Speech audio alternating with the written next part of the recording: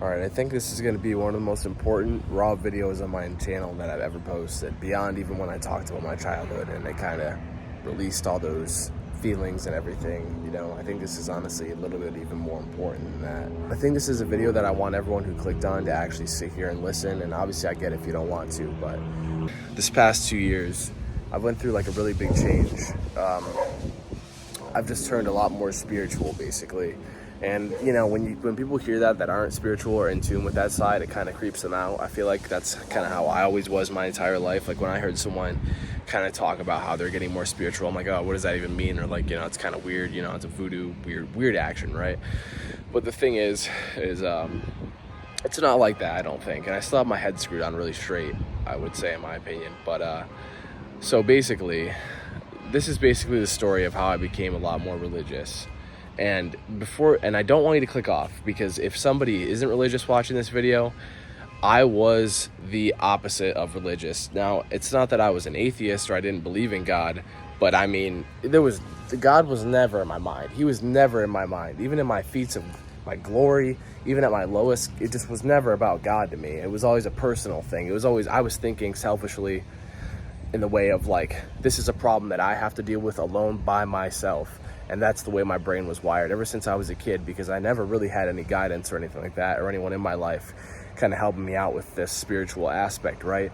So if anyone's watching that isn't spiritual, isn't religious, trust me, I was like that for the first 22, 23 years of my entire life.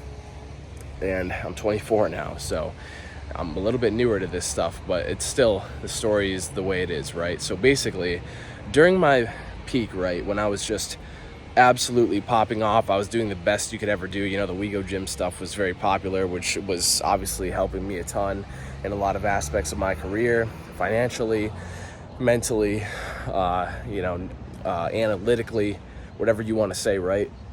Basically, during that entire time, you're going to get a lot of people, when you blow up, you're going to get a lot of people that love you, and you're going to get a lot of people that fucking hate you. And a good example of this is someone like Sam, right? Because even though Sam is the most down-to-earth, humble person I feel like ever, and he really doesn't bother anyone else, even he has haters, you know? And I've seen them a lot, you know, on Instagram Reels, if it's like his heavy breathing or whatever they want to say, and like, oh, he's going to die, you know, all crazy stuff people will say, right, when they don't like you. But that's what happens when you blow up. A lot of people will love you, but a lot of people will not like you. So basically, and again, I'm going to be completely truthful and completely honest here, completely vulnerable. Basically, some fucking page somehow got a hold of this video, right? I don't know where that cut off, but yeah, basically that coach is in jail for life now, right? So anyway, what happened was I was groomed when I was in high school by this coach. And, you know, I could sit here and explain to you how that's possible or why it makes sense. But, you know, even when I told Erin the story, she would at first be like, you know, how you were 16, that's old enough to understand. But it's like, I really wasn't, because again, guys, I never really had a father figure. I never really had parents to guide me in any sort of direction. So the person who grew me was kind of like a father figure at the time. And it wasn't just this instant thing, right? It was like literally a year of talking before anything weird started happening. Like he was really playing the long game and kind of took over like this father figure role. And he didn't do it, and nothing physically ever happened to me, but he got this video of me where I'm 16 in the video and the girl is 15, right? And it's of us doing sexual acts, okay? And basically this video gets out, right? And some kid fucking thought it was funny and posted it on he had the video playing on his phone, on his chest while he was benching, while another person recorded it while the video was playing on his chest, posted it. I had to pay $2,000 just to get the video removed off TikTok, because it was so small but so visible for the people who knew what it was, that TikTok wasn't detecting what the video was, so it like wasn't deleting it. So I paid to get the video literally entirely removed. But that video was basically the start of my mental decline and my downfall, basically. I posted this video with Sade Shivershian, that's how you pronounce his name, is his brother. And I remember I posted that video and it was at my pinnacle, and my videos were getting like 200, 300, 400,000 views, and I disappeared for like 2.5 months basically, and I made some sorry excuse as to why I came back. Actually, it wasn't sorry, my dad actually got cancer during that, or whatever you want to call him. And, you know, it wasn't a bad excuse, but I would be lying if I said that was the entire truth of why I disappeared for so long during that time. It was probably the longest I ever took off of YouTube. So basically, this video on TikTok blows up for somehow, some way, gets like 600, 500,000 views. Like, everybody fucking sees it, that there's this video here. And I literally, guys, like, I struggle with inner rage. I don't get sad. I don't cry. I get very angry because I've always been more of an angry person my entire life. It's something that I've always had to work on. So I literally grabbed the pole. There's this pole in my house. It's like, not a pole, but it's like it's a big cylinder, like, so I know it's a reflection, but you can see it. You see this little pole? I grabbed this thing. And I genuinely, I tried so hard to break that shit off of the house because I was so mad. And I was screaming as I did it because when I woke up one day to this thing blowing up and all the comments were like, this is Aaron. Dude, can you imagine how that made me feel to not only have this invasion of privacy out there where nobody clearly has any empathy or gives a fuck about me, but they're also thinking it's Aaron, which, by the way, I've never sent anything explicit with Aaron to anyone at all, ever. And that's on my mother's life. I've never done that. The girl in the video is fucking 15 years old. I met Aaron when we were 19. Also, her legs were very thin in the video. It's pretty clearly not her. And I obviously look really young and the quality is really bad of it or something like that, right? So basically, that I was so, dude, that like broke me so fucking bad because you guys also have to understand, right? It's not just easy to come on here and make a video about this. It's not easy to talk about this situation at all. It's one of the hardest things that I could do. It's one of the most challenging things that I could think of doing. And on top of just being scared to talk about it, being embarrassed to talk about it, I kept having this argument in my head. Is it better for people to think it's Aaron? Is it better for that? Because do I really want an actual predator to go out there and find that fucking video of me and actually have a purpose to watch that video? That's what I thought of the entire fucking time. So I didn't know what to do. And I basically just kept silent about it as much as I could until the whole thing blew over. But what happens during a situation like this, and it can be anything. It doesn't have to be as severe as my situation. It also doesn't have to be as, it also could be worse than my situation.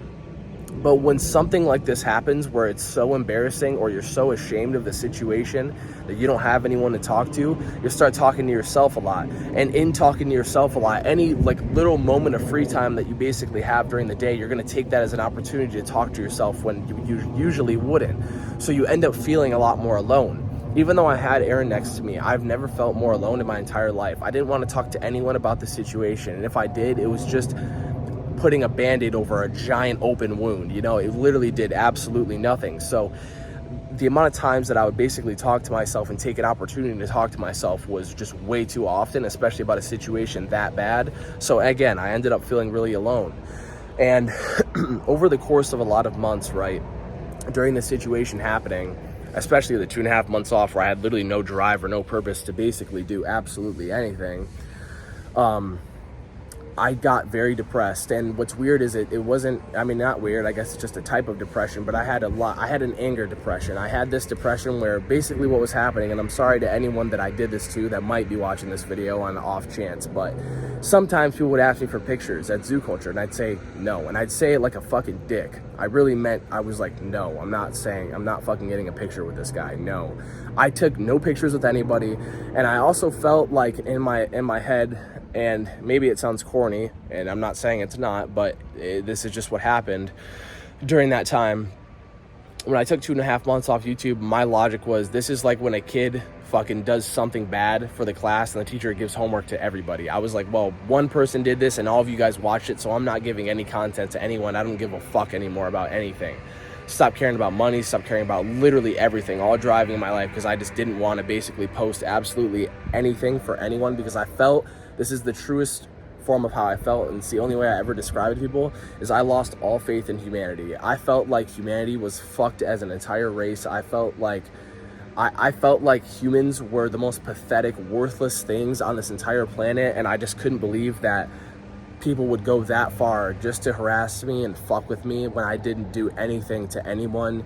I would always try to make everybody during that time just smile. I tried to spread good vibes. I tried to just be happy, and that's kind of like how that era is kind of described, and that's really was my entire goal, was to just basically spread all that positivity during that era. And you guys know I did that back then, and I'm a lot more fucking heinous now, I feel like, but so I was a lot more pure back then, you know, before all that stuff happened. And basically, after months and months of always talking to myself and just being really fucking negative with myself, I just was in such a bad cesspool of negative emotion. It was horrible. And I had my first, and this is the thing about this story with religion, right? Is I had my first experience with God, kinda. And every experience I've had from then on, or the majority of them, God has been talking to me. And that's the weirdest part about this entire story as someone who was never religious, is I didn't even come to God necessarily. God came to me, which is crazy, because I know a lot of people come to God, and I'm not saying that I'm like a chosen one or something crazy, but I'm just saying, like, a lot of people don't really have that story. A lot of people just are born into religion, or they go to God when something bad happens. I didn't. It genuinely came to me in my own consciousness through my own experiences. So it was more like he came to me, which was beautiful. But my first thought about it was, it's probably been 5 months of internally dealing with this and having this anticipation of people to say things about it, and then when they do, I get super upset, whatever. And I'm in zoo culture, and I'm on the skull crusher machine, and there's a flat top to it, and somebody puts their water on the skull crusher machine that I'm on, and I thought to myself, man, maybe when I'm done with my set, I should just drop the weight as hard as I can so his fucking water will spill everywhere. And then for the first time, somebody talked back to me in my conscious, and they went, or you could talk to him and tell him to have a really good day and you like his outfit, something along those lines, right? And I was like, I didn't do it, but I was like, what the fuck was that? I was like, why did I just like I genuinely was wondering, I'm like, why did I just have such a nice thought right there? That was fucking weird. Like, that's how foreign any good thing was after like 5-6 months of dealing with this. I literally was like actually confused as to why I thought something nice. And basically 2 more months maybe go by, and I keep having these weird things in my head just telling me how you can still start, you could start grinding again on YouTube, you could make a comeback, you could do this, all these good positive things. And I just kept fucking ignoring them and listening to the devil on my shoulder. And basically, eventually, I had the weirdest experience where after dealing with all that stuff, I went on my computer and I was like, I just realized I hadn't cried ever since it happened. And I'm not saying I'm a crybaby, but I don't cry super often, but I can let it out and when I need to, but I wasn't able to for some reason with this situation. So basically, I go to my computer and I turn on this song, like a really good song, like a piano song, and I try to think of my entire life leading up to this moment. And dude, like, I cried, but it wasn't a normal cry. It was probably the hardest I ever cried in my entire fucking life, basically. I let out so many fucking tears. I didn't even know I was capable of crying that hard. And I always feel like a burden to Erin when I have something wrong with me. Maybe it's just because I'm a dude, I don't really know. But I tell Erin anything that's wrong last. But when I do tell her, that always means I'm getting over it. So I went upstairs, bawling my fucking eyes out, snot coming out my nose like a fucking baby. And I basically told her everything, how I felt and what I've been going through and all these things. And I let out the biggest cry of my entire life, basically. Finally let it out. And at the time, my sleep schedule was really bad, like 5 in the morning. And Erin always went to bed, still pretty much kind of the same, but I've been sick. But yeah, she went to bed a lot earlier than me. So even a week after that, I had the weirdest, not even weirdest, I guess, but I had another crazy experience about a week and a half later, maybe.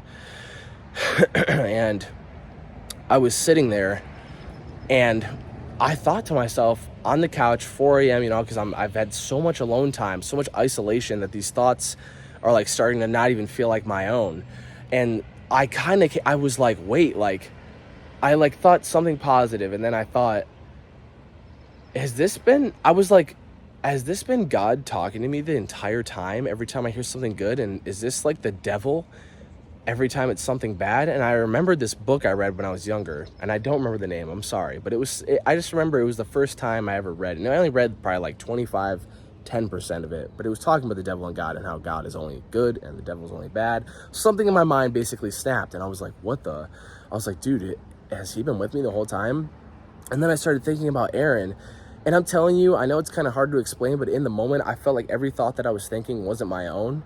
And I thought of Erin, and I thought every time that I'm looking at a hateful comment or something and she walks behind me, I close it out. Every time that I'm being lazy in bed, she'll always have this weird way of just coming up and telling me to get up and let's go do something while I'm just sitting there fucking rotting, right? Like, everything in my head just kind of came together all at once, and I was like, Aaron's my guardian angel. I literally thought this, and I swear it was like not even my own thoughts. So I came to this fucking conclusion that Erin was like my guardian angel, and she always protects me from all this hate, and she's always, and you know, bro, and then guys, you don't understand it. Erin didn't have to stay with me through all this. She could have left me when I mean, she knew about this stuff. I did tell her right when I met her that all this stuff had happened, but we never had to deal with any of it, like, you know, blowing up or in our face like that. And, you know, she could have just left me during all this, but she supported me, and she stayed, you know, strong with me during such a hard thing where people were even pointing the finger at her. And, you know, I just realized she was my fucking angel, honestly, man. And I have never felt the most clarifying thought. And this is when the craziest thing happened. I felt like somebody just literally just slammed this thought into my head. And it was the most overwhelmingly positively, like 100% without a doubt feeling. And it was literally like, you need to get engaged to Erin. And I promise you, when I thought that, and given the moment that it was in, I swear to you, God told me. I swear to you, God told me to do it. I swear I did not think of it by myself. And it was literally the best decision I ever made. So this is when I started believing. And a lot of weird experiences between, you know, now and then have happened. But the reason that I'm making this video is because when Joe was over, I had a little talk with him, and I said, Joe, I struggle with kind of, I don't like praying to God. I know thanking him is praying, and I do thank him a lot, but I don't ask for something from him a lot. I really don't. And that's because I struggle with that, because if you can see behind me, I feel like my blessings go too far up, and I can't even count them all. I genuinely feel this way. Finding him and coming up to this point, I do feel like my blessings are too much, and I feel like if I ask for more, it's almost selfish. And Joe said, while he was here about a month ago, he said, maybe you can just incorporate God in your content a little more. And, you know, when that was kind of a little bit of reassurance. But then one of the craziest experiences I've ever had happened yesterday. And I think this is honestly one of the craziest ones. So after hearing Joe say that about a month ago, yesterday I'm driving to the gym, and I'm posting on my Snapchat, and I'm kind of talking about how gay people are. And I don't mean to get all like that right now, but, you know, growing up, and a lot of creators deal with this, when you're younger, when you're between 16 to 18 to 19, and you're doing fitness content, and you have under 100,000 followers, half of your DMs are gay men trying to prey on you and get you to send them clothes or pictures and try to pay you, right? And stuff like that. And I dealt with that too. And it wasn't just the coach. Like, I mean, I only gave any attention to the coach because he was literally like, he was just manipulating me.